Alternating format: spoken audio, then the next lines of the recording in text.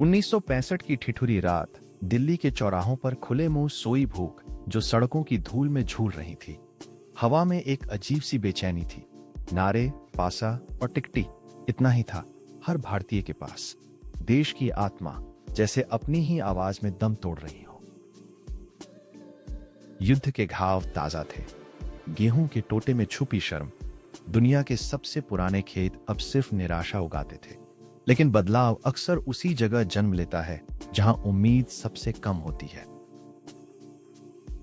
अभी याद करो, एक लहर जो पश्चिम से उठी और भारतीय खेती की दुनिया बदल गई। विज्ञान ने बीज को नया अर्थ दिया। HYV सीड्स, क्रांति का बीज। ये बीज मैक्सिको और फिलीपींस से आयात हुए, जिनमें संभावनाएं थी, पर चुनौतियां भी। तेज सिंचाई, भारी उर्वरक और सटीक प्रबंधन इन्हें चाहिए था।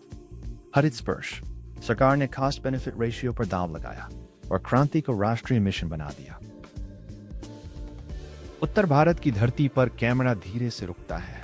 नहरों के किनारे सिंचाई का पहला ख्वाब, इरिगेशन इकोनॉमिक्स।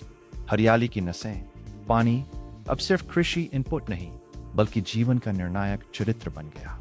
नहरें, ट्यूबवेल, पंप सब मिलकर यहां रिस्क अवर्जन की दीवार गिराते हैं। किसान पहली बार विज्ञान में भरोसा करता है। मिट्टी के भीतर छुपा निवेश, फर्टिलाइजर सब्सिडी। सरकार ने इनपुट सब्सिडी को हथियार बनाया। हर रुपए की खाद पर कई गुना पैदावार। कॉस्ट बेनिफिट एनालिसिस अब एक कविता बन चुकी थी। दूधिया धूप में किसानों की उम्मीद बढ़ती है। मिनिमम सपोर्ट प्राइस, किसान का भय, उसका भरोसा। सरकार का संदेश, जो उगाओ उसे न्यूनतम मूल्य मिलेगा।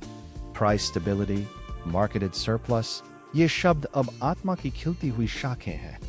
किसान नई तकनीक अपनाता है, बाजार में अब पहली बार फसल की भरमार है। यील्ड गैप, संभावना और हकीकत का फासला। HYV, उर्वरक, सिंचाई के त्रिकोण ने इस अंतर को घटा दिया। पंजाब, हरियाणा, पश्चिमी अब यील्ड की नई राजधानी बन चुके थे। कैमरा वहां के खेतों में देर तक ठहरता है, हरित रंग की चमक के साथ। मार्केटेड सरप्लस और बफर स्टॉक, अब देश में अनाज अधिक है, गोदाम भरते जाते हैं। पब्लिक डिस्ट्रीब्यूशन सिस्टम मजबूत होता है। भारत, जिसने कमी का सामना किया था, अब अधिकता की चुनौती से लड़ता है। आत्मनिर्भरता की पहली सांस। हरित क्रांति की छलांग, गेहूं उत्पादन में 300% वृद्धि, धान में उल्लेखनीय उछाल, विदेशी आयात से लगभग मुक्त। ट्रैक्टर, हार्वेस्टर, मंडियां, ग्रामीण सड़कों पर उम्मीद दौड़ती है। किसान की आय बढ़ती है, गांव में रोजगार, शिक्षा, स्वास्थ्य का उजाला। लेकिन तकनीकी बदलाव हमेशा दो धारी तलवार है। नेगेटिव एक्सटर्नैलिटीज, भूजल की कमी, मिट्टी की थकावट, मोनो क्रॉपिंग। पॉजिटिव एक्सटर्नैलिटीज, खाद्य सुरक्षा, गरीबों के लिए रोजगार, आर्थिक स्थिरता। विज्ञान ने भूख को हराया, हरित क्रांति ने भारत को नया दिल दिया। फिर आया 1971।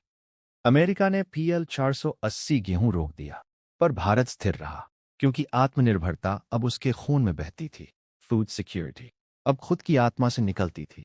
हरित क्रांति ने दिखा दिया, संकटों को केवल पैसे से नहीं, बल्कि पोषित सोच, विज्ञान और नीति से हराया जाता है। रुके हुए कैमरे में अब धूप चमकती है, गांव की हंसी गूंजती है। एक नया भारत जो अपनी भूख, अपने डर और अपने भविष्य को खुद गढ़ता है।